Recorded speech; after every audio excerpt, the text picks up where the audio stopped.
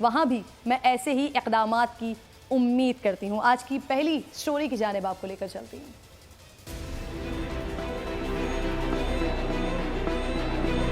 लाहौर शहर के अंदर देखा है कि जिन इलाकों में सबसे ज़्यादा इंसिडेंट्स हैं, सारे इलाके जो हैं इनको बंद कर दिया जाएगा। मिनिमम पीरियड जो है वो 2 हफ्ते का है।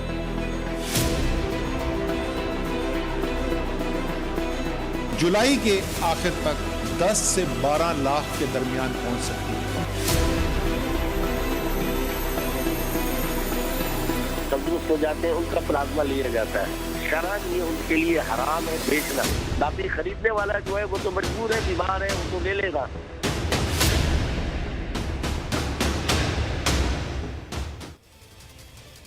नाज़रीन, मुझे समझ नहीं आता कि हमारे पास वसाइल की कमी है या फिर इंसानियत। हम खुद को इंसान कहते हैं और फिर दीन हक का पैरोकार मानते हैं, लेकिन रमज़ान आ जाए तो जिससे जितना बन पड़ता है लोगों को लूटता है। ईद उल अज़हा आ जाए तो जानवर से लेकर गाड़ियां पार्क करने और चारे तक के डबल पैसे लूट कर ही दिल को बड़ा सुकून मिलता है। क्या हम बहैसियत कौम कभी अल्लामा इकबाल और कायदे आज़म मोहम्मद अली जिन्ना रहमतुल्लाह अलैह की फ़िक्र अपना ही नहीं सकें? कम से कम मुझे तो ऐसा ही लगता है। आजकल कोरोना की वबा ने दुनिया भर में तबाही मचा रखी है। घरों में मातम है, मसाजिद में दुआएं हो रही हैं, मगर हमने इस वबा को भी कमाने का जरिया बना लिया है। अफसोस, सिर्फ अफसोस हमारी जहनी पस्ती पर।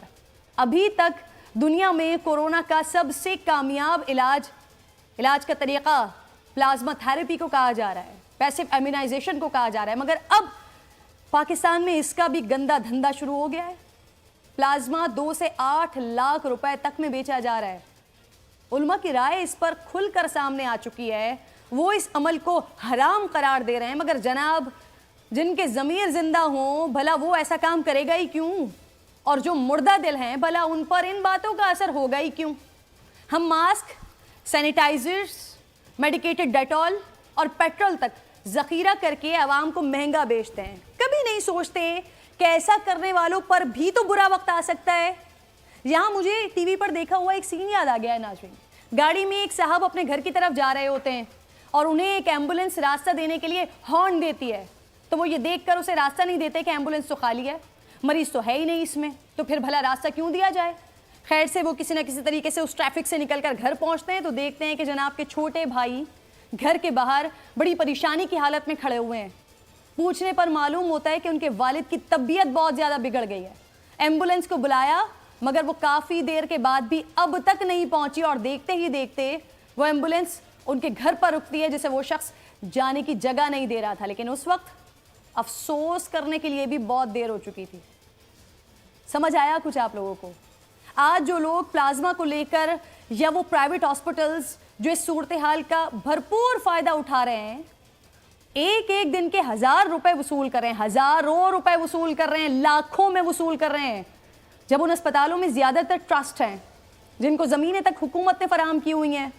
इस वक्त में तो उन्हें अपना हक अदा करना चाहिए, कोरोना का मुफ्त इलाज करना चाहिए। वो भी याद रखें कि कहीं देर ना हो जाए। मैंने कुछ नाज़रीन कुछ निकाले हैं ज़रा अदाद शुमार कि इस वक्त मामलात हैं क्या, असल कीमत उन चीज़ों की है क्या जो इस वक्त कोरोना जैसी वबा, आलमी वबा, सारी दुनिया परेशान है, लेकिन यहाँ हमारे पास माशाअल्लाह क्या कहिए मुनाफाखोरों का कि जिनका दिल इस बात पर भी नहीं धड़कता कि वो कर क्या रहे हैं। अब जरा आप देख लीजिए, कोरोना किट सरकारी अस्पतालों में तो मुफ्त टेस्टिंग हो रही है, लेकिन जो इसकी असल कीमत है $14 यानी पाकिस्तानी 2303 रुपए बनते हैं।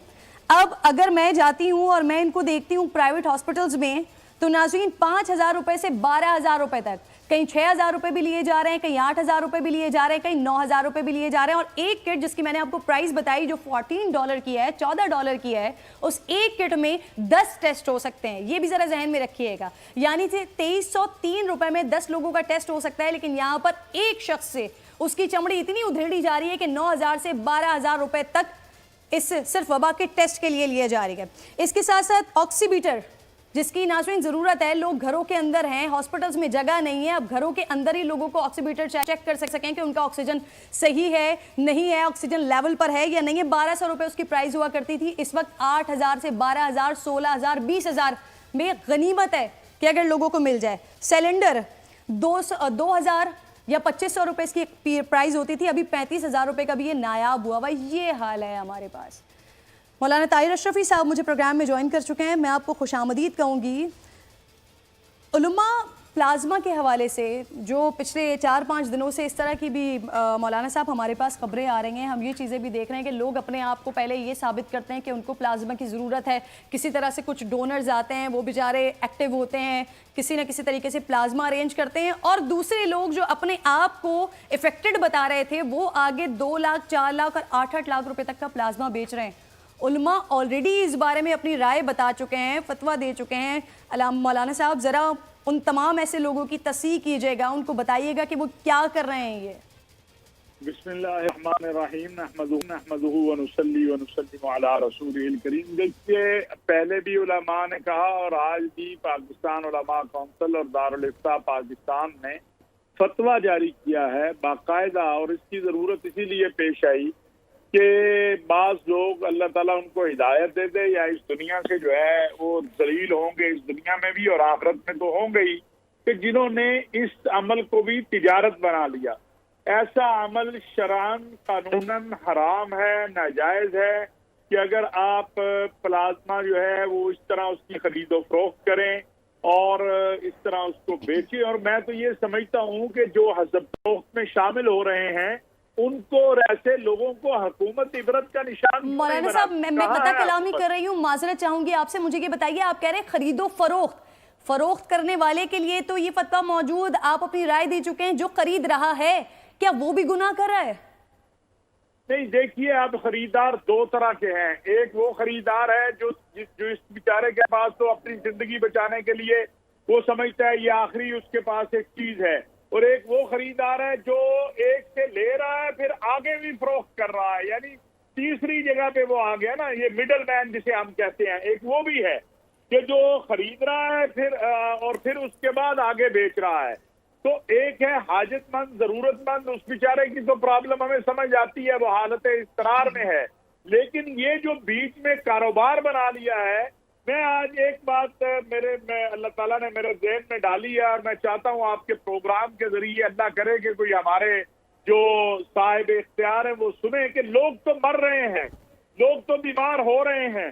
तो भाई वो अस्पताल जो जिसके 5,000 का बेड था वो 1 लाख का बेड दे रहा है, जिसके यहाँ 2,000 का इलाज था वो 10,000 ले रहा है, जो टीका 5,000 का था वो 50,000 का मिल रहा है। तो ऐसा करने वाले 2, 4, 10 लोगों को निशान इबरत बना दे आप खुदा के लिए। वरना आपके यहाँ रमजान आता था तो आपके यहाँ खजूर महंगी होती थी, आपके यहाँ नींबू महंगा हो जाता था, आटा चीनी। अब इसका मतलब है कल कोई बुखार आ जाएगा, किसी को पोलियो का मसला होगा, और हर चीज आप जो है उसको इस अंदाज में ले जा रहे हैं। मैं अवामुन्नास से भी कहना चाहता हूँ आपके प्रोग्राम से, मौलाना साहब, वैसे तो अल्लाह रब्बुल जलाल से हमेशा हिफाजत की दुआ मांगनी चाहिए, महफूज रहने की दुआ मांगनी चाहिए, लेकिन जिस तरह के मंजर कशी आप कर रहे हैं जिन बातों की तरफ, तो उससे तो अल्लाह रब्बुल जलाल से कि बारहा दुआ मांगनी चाहिए कि हमारे मुल्क, हमारी कौम को इन तमाम बीमारियों से, तमाम वबाओं से बचाए, कि हमें वबा और बीमारी शायद इतना ना मारेगी जितना लोगों की बेहिसी मार डालेगी।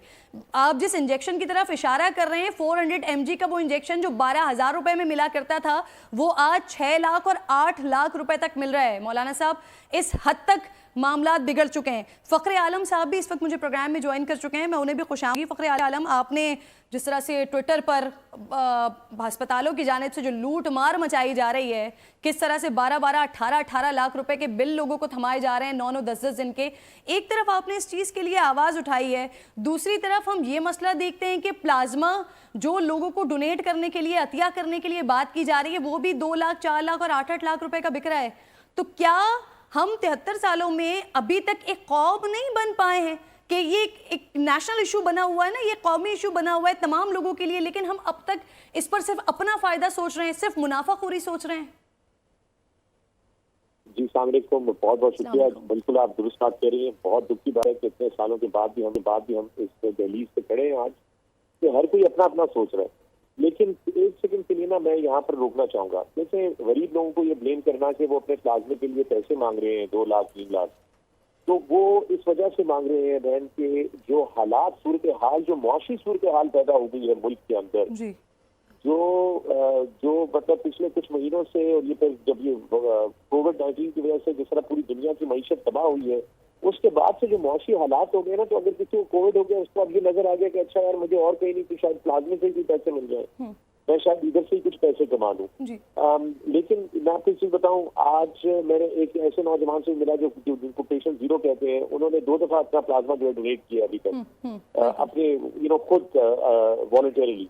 तो हमारे पास ऐसे लोग भी मौजूद हैं। बिल्कुल, आपकी बात को आपने जो एक तरफ निशानदेही की ना कि कुछ लोग क्योंकि हालात ऐसे चल रहे हैं, लोगों के पास खाने पीने को नहीं है, अगर वो ये सब कुछ कर रहे हैं तो चलें ठीक है, जस्टिफाइड है। लेकिन मैं तो उस तरफ बात कर रही हूँ कि जो लोग खुद पहले पेशेंट बनकर लोगों से बात कर रहे हैं, जो लोग अपना प्लाज्मा डोनेट कर रहे हैं, अतिया के तौर पर वो दे रहे हैं, और फिर आगे जो लोग उनसे ले रहे हैं वो बेच रहे हैं। मतलब ना उनका कोरोना पेशेंट से कोई लेना देना, ना वो खुद इस चीज से इफेक्टेड हुए हैं, वो बेच रहे हैं, वो अपना फायदा सोच रहे हैं। ऐसे लोग इस वक्त मौजूद हैं।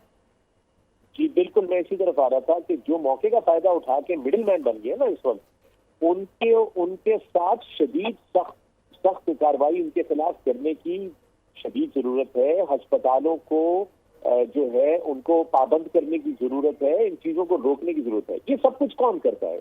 कौन करता है इन्फोर्स लॉ को? कौन करता है मुल्क की चीजों को इन्फोर्स? कौन करता है अवाम को? अगर वो अवाम बात ना मान रही हो तो कौन मनवाता है ये सारी चीजें?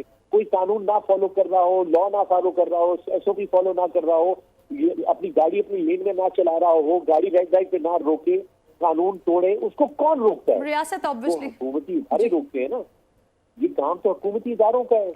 अगर हुकूमती इदारे जो है वो इतने बेबस हैं और इतने आउट ऑफ उनके बेचारों के हाथ से बाहर निकल गई ये सिचुएशन, तो बजाय इसके कि वो लोगों को इंगेज करके, हमारे यहाँ बदकिस्मती से बहन एक और मसला हो गया, और वो मसला ये हो गया कि हमने सबको कोरोना वायरस के इस पेंडेमिक के इशू को इतना ज्यादा सियासी बना दिया, हर कोई एक दूसरे पे कीचड़ उछालने पे मसरूफ, हर कोई एक दूसरे की तरफ उंगलियां उठाने पे मसरूफ, हर कोई एक दूसरे को नीचा दिखाने के लिए मसरूफ।